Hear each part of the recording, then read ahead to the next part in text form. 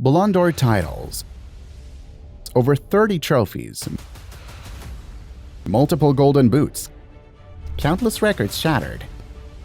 And yet, the relentless machine that is Ronaldo still has one more record in his sights.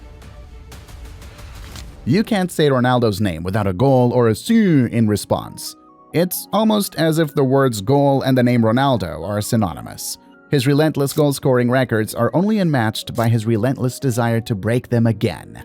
How many players do you know that break their own records?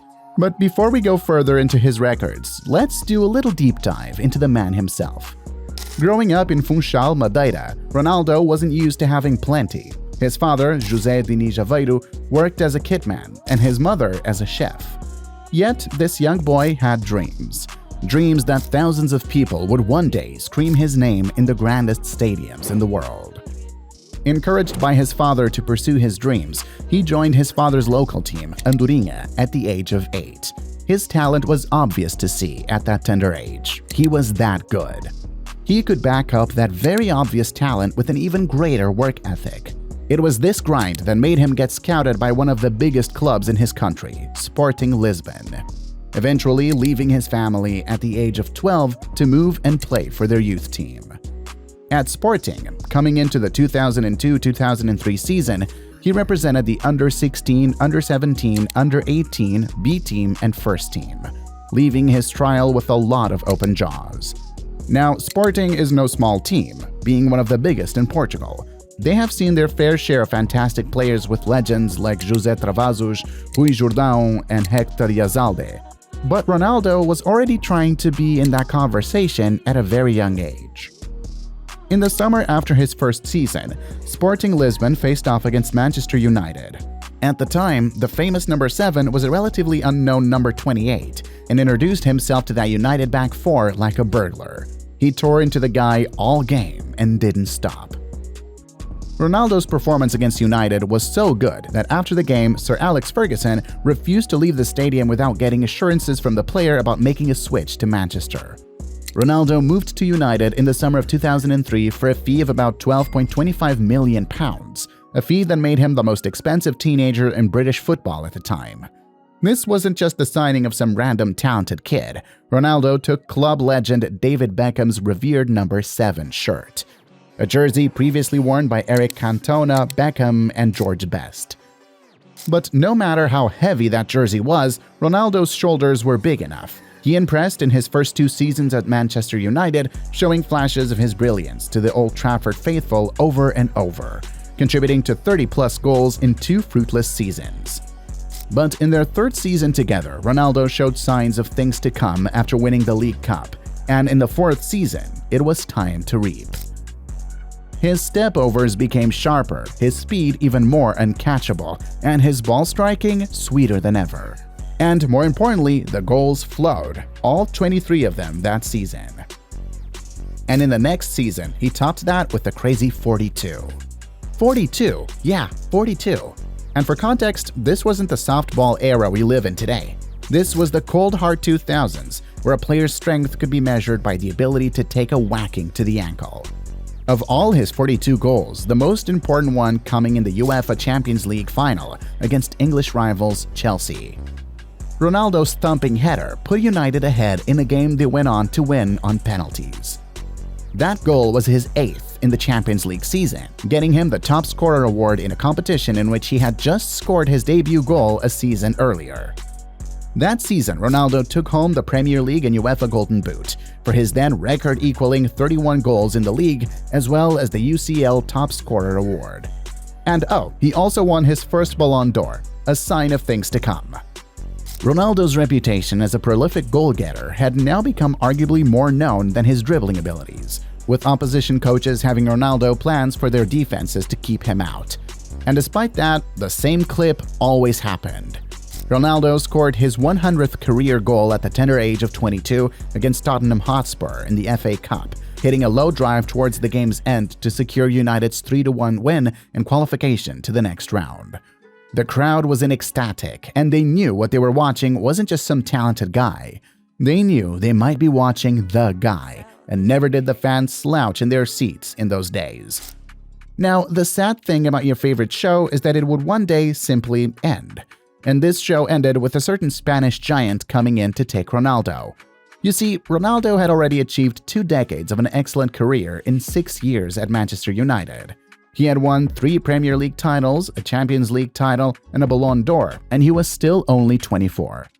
Ronaldo wanted a challenge, and the prospect of carrying the Galacticos back to Champions League success appealed to a player who was simply out of this world.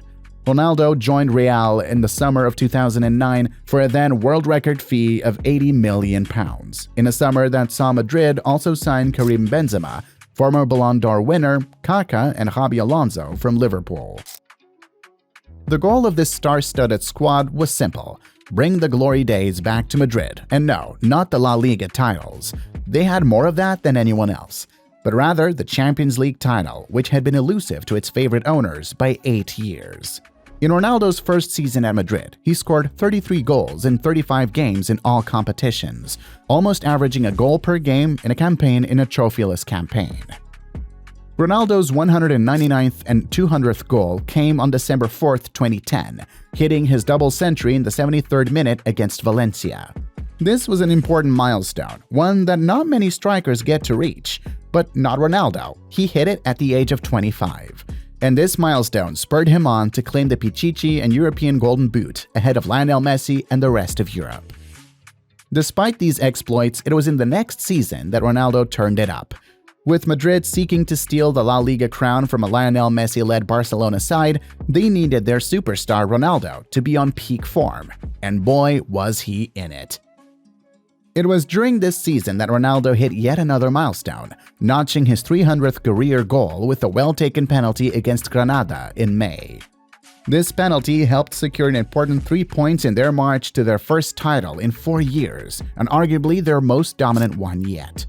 Ronaldo poured in a peerless 46 La Liga goals, a total that only a few strikers have reached in any season of their career, and also tallied 12 league assists, a total to make any top-class playmaker jealous.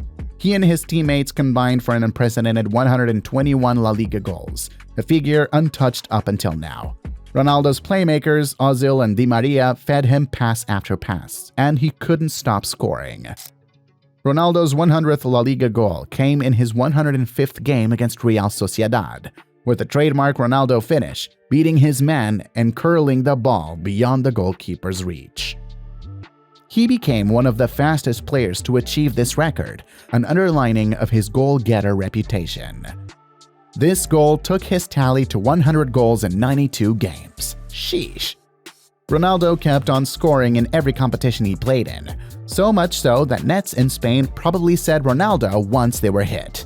And even in the Champions League, he was dominant, winning top scorer awards and straight up bullying any opponents that were unfortunate to face him. And as the goals flowed, so did the trophies. Hang on, some of you watching still haven't subscribed to Mr. Football yet. Big mistake. Hit that button down below to always get all the action. Now, Madrid had been hunting for the elusive La Decima since 2001, and in many of those unsuccessful UCL campaigns, they didn't have something that they did now: Ronaldo. Fresh off 3 consecutive semi-final heartbreaks to Barcelona, Bayern Munich, and Borussia Dortmund, it was clear that Madrid was knocking on the door, and it was a when, not an if, that door would break down. And in 2014, the door did. They tore through the teams in Europe, only losing a single game in the quarterfinals at the Signa Iduna Park, and banished a very important Bavarian demon next. You see, in the 2011-2012 season, during their peerless romp to La Liga Centurion status, they also chased European success and came across Bayern along the way. The German giants, by no means minnows, had their own arsenal ready in red, ready to sully the white of Los Blancos. After Madrid lost the first leg, they tried to make amends, trying to use their away goal, and for a couple of minutes at least, things went to plan, with Ronaldo scoring a first-half brace in a game they would eventually lose to Bayern via penalties, with Ronaldo famously having his penalty kick saved by Manuel Neuer. Now, this was a second crank at the German team again, and Ronaldo was mentally in a different zone for this one. In the first leg, his side secured a respectable 1-0 home win before visiting Munich and rocking their hosts home, putting 4 past one of the very best goalkeepers in the world, with Ronaldo grabbing 2 of them. Ronaldo went on to put the final nail in the coffin for an extra time win over city rivals Atletico and Madrid to secure the elusive La Decima. He had now gone back-to-back years as the top scorer in the UEFA Champions League, cementing himself as the competition's premier face ahead of his Argentine rival. Not every player gets to win a UEFA Champions League. Talk more of claiming the top scorer award on both occasions. But then, not every player is Cristiano Ronaldo. He continued his splurge through world football, scoring his 400th career goal by sealing off a routine 2-0 La Liga win against Celta Vigo, and in just 18 short months notched his 500th goal in the Champions League group stage against Malmo. Now, I know what you're thinking. How did he secure 100 goals in 18 months? The man is a beast. Using human expectations to judge him would simply fail every time. He won his second UCL title with Madrid in a repeat final against City Finals Atletico de Madrid, prevailing on penalties in a Champions League campaign where he scored 16 goals in just 12 games. Atletico must hate the sight of Madrid in the UCL. However, for all his success at club level, he had not yet won anything with his country. Portugal wasn't known as the biggest footballing nation, but regardless, they were underperforming, struggling to qualify to the 2014 FIFA World Cup, with Ronaldo having to will them to the 2014 FIFA World Cup in an epic duel with Zlatan Ibrahimovic. But nevertheless, in Euro 2016, they came in with a chance. Ronaldo and Portugal didn't make it out of their group stage automatically, instead relying on the best loser's route. But best loser or not, Ronaldo was always going to show that he was a winner. And in the final against the hosts France, he got injured and became the emergency head coach of the team alongside Fernando Santos, guiding and inspiring the team to a first-ever European championship. This accolade was, in Ronaldo's words, his most important trophy, even eclipsing his Champions League success with Real Madrid and Manchester United. Now, his career was complete, but he still wasn't finished. In what was described by many to be one of Madrid's strongest ever squads, with guys like Isco, Bale, Asensio, and Morata getting 20-plus goals and assists, but still warming the bench, Madrid entered their season hoping to do what has never been done before: defend a Champions League title. At this time, Ronaldo had hit the ripe age of 31 and was 1 year into being coached by fellow Madrid legend Zinedine Zidane. And this season, Ronaldo and Madrid went for the lot. The signs were there for those who cared to see when Gerard Piqué publicly stated after a Spanish Super Cup defeat to Madrid that this was the first time in his career that he felt that Barcelona was inferior to Real Madrid. Ronaldo was having a deadly campaign in front of goal. Coach Zinedine Zidane had restricted his La Liga game time to keep him fresh for UCL games, and this paid off heavily when he scored his 100th Champions League in just his 137th game in the competition, with a hat-trick against Bayern Munich. And even better, he notched his 600th goal on the grandest stage, at the Champions League final in Cardiff, Wales, versus Italian champions Juventus. His goal helped secure Madrid a 4-1, securing his 4th UEFA Champions League title in the process. And let's not forget a 5th consecutive Champions League top scorer award.